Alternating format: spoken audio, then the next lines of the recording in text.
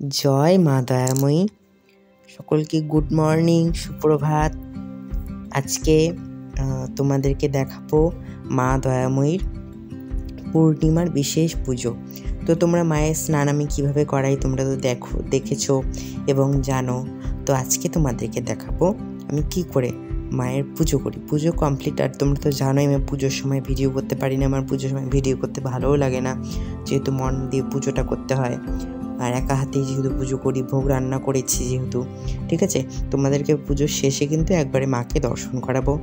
আর দেখো এখানে কিন্তু আমি আজকে ভোগ রান্না করেছিলাম, লুচি এবং মায়ের জন্য পরমান্ন।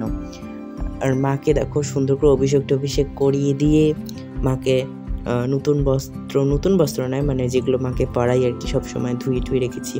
তো মাকে সাজিয়ে দিয়ে একদম মায়ের জায়গায় বসে দিয়েছি। আর আজকে যেহেতু পূর্ণিমা, জানো তো ঠাকুর ঘরে মা লক্ষ্মী রয়েছে এবং আমার বেডরুমে দু জায়গায় মা লক্ষ্মী পুজো হয়।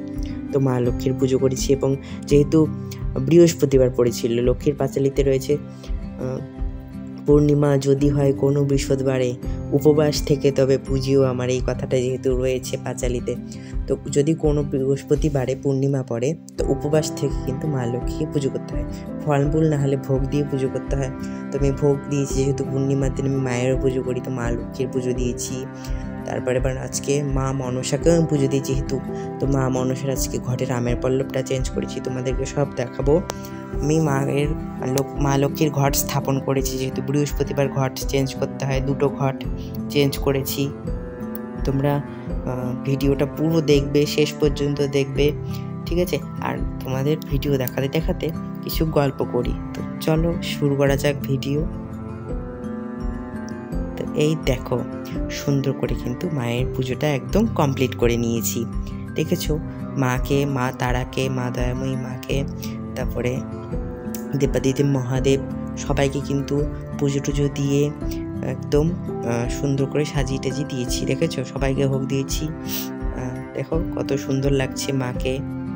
মায়ের ব্রহ্মঘট, এই যে মায়ের পরমান্ন, লুচি, পানীয় জল, ঠিক আছে। সবাইকে সুন্দর করে কিন্তু পুজো দিয়েছি। এই যে আমাদের মা তারা, দেখেছো, সবাইকে সুন্দর করে পুজো টুজো দিয়েছি। আর এই দেখো শিবধামের বাবা, পীর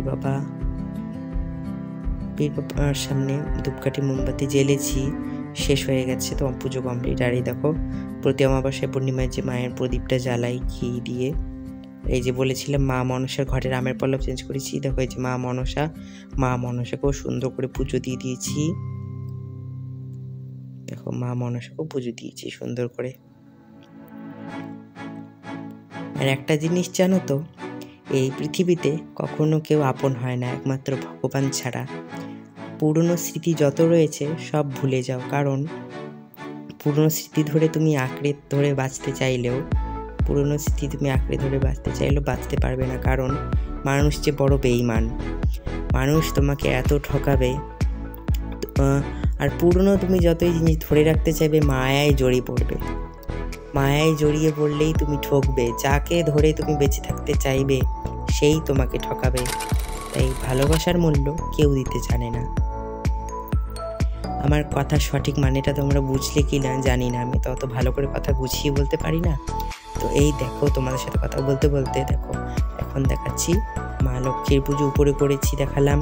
দেখো নিচেও মা লক্ষ্মীর পুজো করেছি, জানো।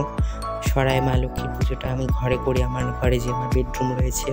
দেখো অনেক রাত্রি কিন্তু হয়ে গেছে। তো মা লক্ষ্মীর পুজো, মা কালীর পুজো, এদের পুজো কিন্তু রাত্রেই হয়।